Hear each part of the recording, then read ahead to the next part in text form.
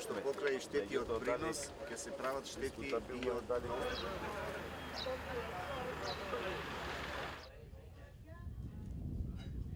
Во текот на денот ќе работам, тоа се договараме со ЕВН. Имаат пуштено екипи за да направат.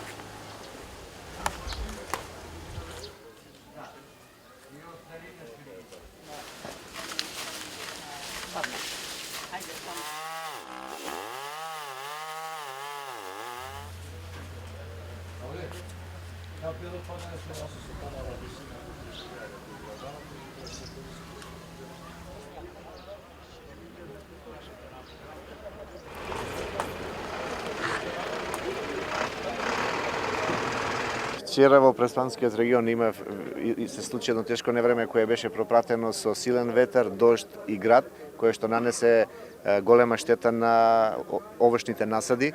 Она што можевме да го видиме покрај уништувањето на плодот, има доста уништени и искорнати дрвја, оштетени гранки, кои што како резултат на невремето. Она што ние веќе во координација, како што е напомена и градоначалникот, екипите веќе ќе излезат на терен да направат проценка на штета, со тоа што да напоменеме да земјоделците покрај што ќе се прави проценка на принос, што значи дека штета на јаболкава колку е, туку ќе се пријават и ќе се прави проценка на основни средства, односно колкави штети се направени на самите дрвја. Така да сето ова треба да си влезе во елаборатите кои што ќе бидат доставени до владината комисија, која што потоа ќе се излезе со одредена да се види колкава е проценката и со конечно исплатата кон самите земјоделци. Ова е елементарна непогода, бидејќи овдека покрај овошните, односно насадите, можевме да видиме и штети од куќи и слично.